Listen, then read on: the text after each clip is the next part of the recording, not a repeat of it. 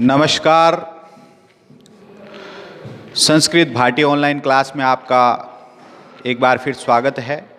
आज मैं लेकर आया हूँ कक्षा 12 के संस्कृत साहित्य विजेत्री जो पुस्तक है उसका द्वितीय पाठ है गुरु उपदेश। जो विजेत्री पुस्तक है राजस्थान माध्यमिक शिक्षा बोर्ड के द्वारा संस्कृत साहित्य के लिए निर्धारित पुस्तक है। उस पुस्तक में प्रथम पाठ हम पढ़ चुके हैं, ये दूसरा पाठ है गुरु उपदेश है। तो आइए इसको पढ़ते हैं। द्वितीय है पाठ है गुरु उपदेश। दूसरा जो पाठ है उसका नाम है गुरु उपदेश। यहाँ पर देखिए गुरु धन उपदेश, गुरु धन उपदेश अर्थात गुरु जी का उपदेश। यहाँ पर इसमें ऊ है और इसके बाद ऊ है तो ये दीर्घ ऊ हो जाएगा, अर्थात यहाँ पर जो संधि है वो दीर्घ संधि है। गुरु का जो उपदेश होता है वास्तव में एक ऐसा साबुन है जो बिना जल के ही व्यक्ति को साफ सुथरा बना देता है, व्यक्ति में उन गुणों को समाहित कर देता है जिन गुणों के माध्यम से वो अपने जीवन पथ पर आगे बढ़ सके। ये जो गुरु उपदेश पाठ है ये कादंबरी से लिया गया है। कादंबरी एक प्रसिद्ध बाणभट्ट जो कि प्रसिद्ध गद्यकार हुए हैं उनकी प्रसिद्ध रचना से लिया गया है ये पाठ कादंबरी से। तो कादंबरी में जो इसकी शॉर्ट में संक्षिप्त रूप में थोड़ी बता देता हूँ। कादंबरी जो है उसमें से जो गुरु उपदेश है चंद्रापीठ और तारापीठ। तारापीठ नामक एक राजा है, उसका पुत्र है चंद्रापीठ राजकुमार। राजकुमार का राज्याभिषेक की तैयारी चल रही है और राजा तारापीठ जो है उसका महामंत्री है शुकनास है। वो शुकनास उस चंद्रापीठ को अपने आगे जीवन पथ में किस प्रकार से, किस व्यक्ति से किस प्रकार से व्यवहार करना है, कैसा व्यवहार करना है, उन सब के बारे में उनको उपदेश देता है। और जो राजकाज नीति है उसके बारे में भी उसको बताता है और अपने जीवन में किन व्यक्तियों से बच के रहना है, किसका सम्मान किस प्रकार से करना है, किससे व्यवहार किस प्रकार से करना है, वो सब बातें इस पाठ में बताई गई है। तो आइए हम इस पाठ के परिचय रूप में जो विजेत्री पुस्तक है निर्धारित अपने राजस्थान माध्यमिक शिक्षा बोर्ड की, उसके तहत हम पढ़ते हैं। आइए देखिए। महाकवि बाणभट्ट है, महाकवि बाण के द्वारा रचित। महाकवि बाणभट्ट है प्रणीता। महाकवि बाणभट्ट के द्वारा परिणित या रचित, परिणित कह सकते हैं, रचिता कह सकते हैं। रचित कादंबरी। कादंबरी जो है एक प्रसिद्ध कथा है। संस्कृत साहित्य से अद्वितीय कथा रूपेण प्रतिष्ठा अस्ति, यानी संस्कृत साहित्य की एक अद्वितीय यानी एक अनोखी जो है कथा के रूप में ख्याति प्राप्त है। अर्थात कादंबरी जो है संस्कृत साहित्य की एक अनोखी कथा के रूप में प्रतिष्ठित है। संस्कृत साहित्य गद्य सम्राट है। संस्कृत साहित्य में जो गद्य सम्राट है बाणभट्ट है। बाणभट्ट से अपूर्वम वर्णन विशारदत्वम वीक्ष्य संस्कृतः मनीषिण है मंत्र मुग्धत्वम अनुभवन्ति। अब क्या कह रहे हैं इस पंक्ति का हिंदी अर्थ क्या? संस्कृत साहित्य में गद्य सम्राट बाणभट्ट का अपूर्व जो वर्णन है, अपूर्व यानी अनोखा जो वर्णन है उनका, और साथ ही विशारदत्वम उनकी जो विद्वता है उसको देख करके वीक्ष्य, वीक्ष्य का मतलब होता है देख करके। वी धन इक्ष धन ल्यप प्रत्यय, वी धन इक्ष धन ल्यप प्रत्यय से ये अपने वीक्ष्य शब्द बना है। तो वीक्ष्य का मतलब होता है देख करके। संस्कृत मनीषिण, संस्कृत के जो जानकार हैं, संस्कृत के जो मनीषिणी हैं, मनीषी लोग जो हैं वो मंत्र मुग्धम अनुभवंती, वो मंत्र मुग्ध हो जाते हैं। यानी बाणभट्ट की जो विद्वता है उसको देख करके जो जानकार लोग हैं वो भी मंत्र मुग्ध हो जाते हैं, उसका अनुभव करते हैं। आगे देखिए क्या है। महाकवि बाणभट्टस्य गद्य वर्णने रचना कौशलत्वम वस्तु वर्णनम प्रकृति वर्णनम भाव गांभीर्यम चे अपूर्वा छटा विद्यते। यहाँ पर क्या लिखा हुआ देखो, महाकवि बाणभट्टस्य, महाकवि बाणभट्ट का गद्य वर्णन है, गद्य के वर्णन में, और साथ में रचना कौशलतम, उनकी जो रचना कुशलता है उसको देख करके, वस्तु वर्णनम, वस्तुओं का बहुत अच्छे तरीके से वो वर्णन करते हैं, उसको देख करके, साथ में प्रकृति वर्णनम, और उनका जो प्रकृति का जो वर्णन किया गया है, प्रकृति किस रूपों में, हर मौसम में किस रूप में होती है, उसकी जो सुंदर छटा है उसको देख करके, भाव गांभीर्यम चे अपूर्व छटा विद्यते, वहां पर उनकी भावों की जो गंभीरता है उसको देख करके वो बहुत ही प्रसन्न हो जाते हैं, मंत्रमुग्ध हो जाते हैं। फिर कहा अतो विषय अस्मिन प्रसिद्धा ऐसा सूक्त, इसलिए इस विषय में प्रसिद्ध सूक्तियां भी है।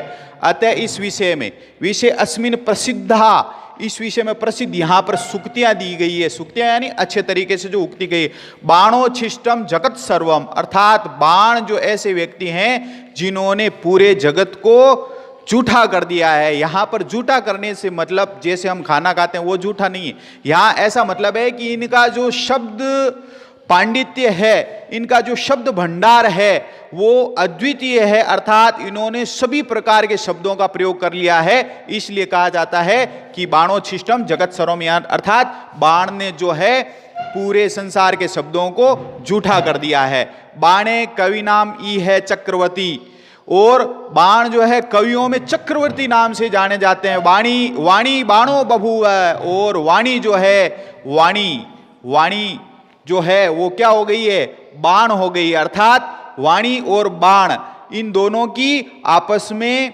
तुलना की जाए तो ऐसा कहा जा रहा है कि जो बाण है वो वाणी है, वो बाण हो गई है। फिर बाणस्तु पंचानन है, बाण को पंचानन के रूप में भी कहा गया है।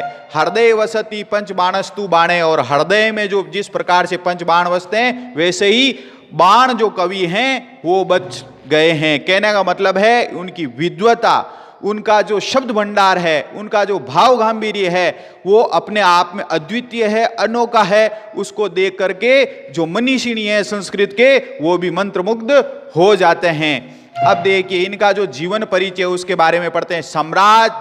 सम्राज्य हर्षवर्धनस्य 606 ईस्वी से 648 ईस्वी पर्यंतम, यानी 606 ईस्वी से लेकर के 648 ईस्वी पर्यंत तक जो राजा हर्षवर्धन है उसकी जो राजसभा में ये आश्रित कवि रूपेण तेन हर्षचरित्रम कादंबरी चेति ग्रंथ द्वयम विरचितम, यानी सम्राट हर्षवर्धन, यहाँ दिया हुआ सम्राज्य है, हर्षवर्धन के राजसभा में ये आश्रित कवि के रूप में थे।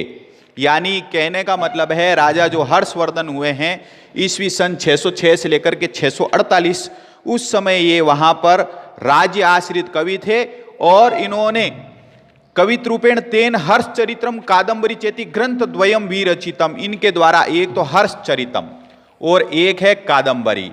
अब हर्षचरितम और कादंबरी दो ग्रंथों की इन्होंने रचना की। महाकवे बाणभट्टस्य कादंबरी हर्षचरिते द्वे प्रख्याते काव्यस्ते, महाकवि बाणभट्ट के कादंबरी और हर्षचरित, कादंबरी और हर्षचरित जो है द्वे प्रख्यात काव्य, इसके दो प्रख्यात काव्य अर्थात बहुत प्रसिद्ध काव्य हैं। हर्षचरित्रम आख्यायिका, कादंबरी कल्पित कथा चास्ति। यहाँ पर ध्यान देने की बात है कि हर्षचरित जो है वो एक आख्यायिका है। अब आख्यायिका क्या होती है उस पर मैं थोड़ा आपका ध्यान आकृष्ट कर दूं। आख्यायिका जो होती है, यहाँ पर मैं लिख दूं आख्यायिका। आख्यायिका जो होती है वो होती तो एक कथा ही है, आख्यायिका भी एक कथा ही होती है, लेकिन जो आख्यायिका है वो इतिहास से संबंधित, यानी ऐतिहासिक जो अपने वर्णन होता है, ऐतिहासिक जीवन जिनका होता है उनके जीवन पर जो आश्रित कथा होती है, यानी इतिहास से संबंधित ऐतिहासिक कथा पर, सच्ची घटना पर आश्रित, उसको तो कहते हैं आख्यायिका। इतिहास से संबंधित जो घटनाएं घट चुकी है उसके बारे में लिखा जाता है, उसको तो कहते हैं आख्यायिका। और दूसरा है अपना कथा, क्या दे रखा है, कल्पित। कादंबरी जो है ये तो हर्षचरित है, वो तो आख्यायिका है, यानी ये राजा हर्षवर्धन के जीवन चरित्रम से रिलेटेड है, संबंधित है। तो यहां पर जो हर्षचरित्र है उसको आख्यायिका, इतिहास से संबंधित है। और अपना दूसरा है कादंबरी।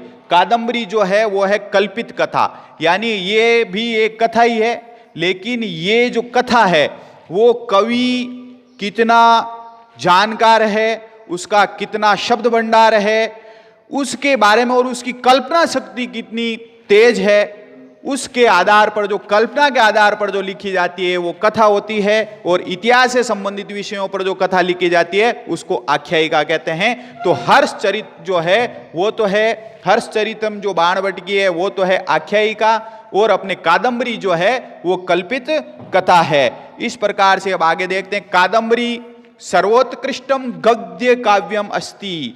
गद्य काव्यों में यदि प्रथम स्थान पर नाम लिया जाता है तो वो कादंबरी का लिया जाता है, अर्थात सर्वोत्कृष्टम, सबसे अच्छी उत्कृष्ट काव्य जो है गद्य काव्यों में, उनमें ये पद्य और गद्य काव्य और चंपू काव्य, गद्य काव्य, पद्य काव्य और चंपू काव्य 3 काव्य होते हैं। तो इनमें भी अलग अलग जो गद्य काव्यों में सर्वोत्कृष्ट रचना कही जाए तो गद्य काव्यों में अपने कादंबरी का नंबर आता है। तो अब देखो आगे क्या है। काव्य अस्मिन चंद्रापीड है कादंबर्या पुंडरीक महाश्वेतायाश्च प्रणय कथा वर्णिता अस्ति। काव्य अस्मिन, इस काव्य में अर्थात कादंबरी में, चंद्रापीड है कादंबर्या, चंद्रापीड राजकुमार, जैसा कि मैं पहले बता चुका हूं, राजकुमार और कादंबरी ये उसकी प्रणय कथा, साथ में पुंडरीक और महाश्वेतायाश्च, पुंडरीक और महाश्वेता ये इसका जो है दोस्त है, मित्र है, उसके बारे में, और महाश्वेता ये इसकी प्रेयसी है। तो चंद्रापीड की प्रेयसी जो है कादंबरी, और पुंडरीक की जो है वो महाश्वेता, इनकी प्रणय कथा का वर्णन किया गया है, अर्थात इनमें 3-3 जन्मों की कथाएं बताई गई है। तो आगे देखिए, अब ये जो पाठ अपने इसमें लिया गया है वो क्या कह रहा है कि गुरु उपदेश है पाठ है। गुरु उपदेश जो पाठ है वो कादंबर्या सुकनास उपदेश नामक गद्य खंडात ग्रहीत है। जैसा कि मैं पूर्व में बता चुका हूं कि जो सुकनास है वो जो उपदेश देता है किसको, चंद्रापीड को, तो उसको शुकनास उपदेश के नाम से जाना जाता है। शुकनास जो है वो तारापीठ का महामंत्री है। तो क्या कह रहे हैं, कादंबर्या सुकनास उपदेश है, सुकनास उपदेश नामक गद्य खंड से ग्रहीत है, अर्थात इस पुस्तक में वहां से लिया गया है। अस्मिन खंडे, इस खंड में राजकुमार है चंद्रापीड है, राजकुमार चंद्रापीड गुरुआश्रमे, गुरु जी के आश्रम से, ब्रह्मचर्यावस्थायाम समाप्य, ब्रह्मचर्य अवस्था को समाप्त करके, यानी 4 अपने आश्रम बताए गए हैं, उन 4 आश्रमों में जो ब्रह्मचर्य अवस्था है, अर्थात मनुष्य के जीवन को 100 वर्षों में माना गया। 100 वर्षों में पहला ब्रह्मचर्य, दूसरा गृहस्थ, तीसरा वानप्रस्थ और चौथा है वो संन्यास आश्रम माना गया। तो जन्म से लेकर 25 वर्ष तक की जो अवस्था थी उसमें उस अवस्था को ब्रह्मचर्य कहा गया, ब्रह्मचर्य आश्रम कहा गया। तो ब्रह्मचर्य आश्रम में, जो ब्रह्मचर्य आश्रम है जैसा नाम है, तो उसमें अध्ययन करना और जीवन रूपी जो अपने गाड़ी है उसको चलाने के लिए क्या अपने में गुण होना चाहिए, उसके बारे में गुरुजी के आश्रम में पहले व्यवस्थाएं होती थी। उन व्यवस्थाओं के तहत वहाँ पढ़ करके विद्या अर्जन करके वापस जब आते थे तो वहाँ पर इनका अपने पाठ में ये बताया गया है कि किस प्रकार से वो वहाँ से आया, और इसके बारे में है कि ब्रह्मचर्य अवस्था समाप्त करके, जब चंद्रापीड ब्रह्मचर्य अवस्था समाप्त करके राजा तारापीड से राजप्रासादे पुनरागत है। ब्रह्मचर्य अवस्था समाप्त करके अर्थात अपनी विद्या जो है ग्रहण करके जब वो वापस तारापीठ के राजप्रासादे यानी राजमहल में जब वापस आ गया है,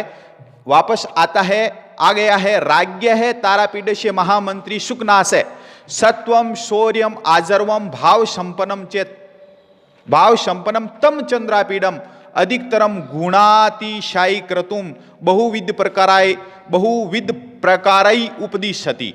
अब जब वो वहां से पढ़ के आ गया, विद्या अर्जन करके आ गया अच्छे तरीके से, उसने जो है जीवन में आने वाली जो भी उसके लिए है उसके बारे में वो सीख के आ गया है, तो भी जो महामंत्री शुकनास है, जो कि पूर्व में बताया जा चुका है, तारापीठ का जो मंत्री शुकनास है, सत्व शौर्य आजर्व भाव संपन्नम, सत्व सत्व गुणों से युक्त, वीरता से युक्त और अन्य जो गुण उसमें होने चाहिए उनसे युक्त, भाव संपन्न और भावों से युक्त उस चंद्रापीठ को अधिकतरम गुणातिशय कर्तुम, और भी अधिक गुणों से युक्त करने के लिए बहुविध प्रकाराई उपदिशति, अनेक प्रकारों से उसको उपदेश देता है। यानी वो ब्रह्मचर्य अवस्था से गुरुजी के आश्रम से लौट आया है सुखनाश, उसको फिर भी और अधिक विनम्र बनाने के लिए, उसमें और अधिक गुणों को आकृष्ट, वो गुणों से युक्त हो, इस करने के लिए विविध प्रकार से, अनेक प्रकार से उसको उपदेश देता है। अस्मिन् प्रसंगे सर्वप्रथम है स गुरु उपदेशस्य महत्वम प्रतिपादयति, और सबसे पहले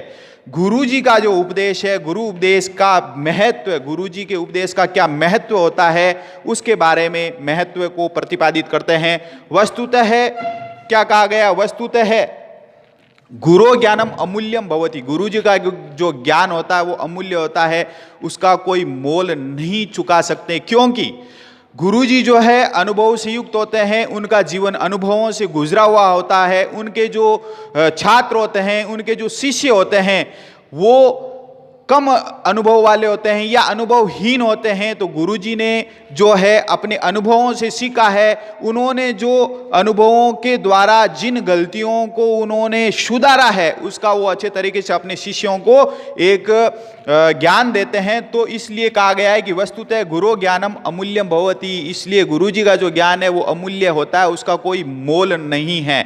ये शिष्य गुरुकुले निवसन भक्ति भावेन विद्या अध्ययनम करोति, ये शिष्य यानी जो शिष्य गुरुकुले निवसन, गुरुकुल में निवास करते हुए भक्ति भावेन विद्या अध्ययनम करोति, भक्ति भाव से गुरुजी के प्रति श्रद्धा रखते हुए, भक्ति भाव का मतलब है गुरुजी के प्रति श्रद्धा रखते हुए विद्या अध्ययनम करोति, विद्या अध्ययन करता है, तस्य विद्या अवश्यमेव सफला भवति, उसकी विद्या निश्चित रूप से अवश्यमेव सफला भवति, उसकी विद्या निश्चित रूप से सफल होती है। अद्यत्वे अस्माकं समाज, अद्यत्व यानी आज भी, अद्यत्व यानी आज भी, अस्माकं समाज हमारे समाज में तादृश गुरुकुला नाम अभाव है, उन जैसे गुरुकुलों का अभाव है। यानी प्राचीन समय में जो गुरुकुल के आश्रम में रह करके गुरुकुल हुआ करते थे जंगलों में, वो उनका आज वर्तमान समय में अभाव है। अद्यत्व यानी अभी अभाव है। एवं किंतु यत्रापि विद्यालयेषु महाविद्यालयेषु वा गुरुवः पाठयन्ति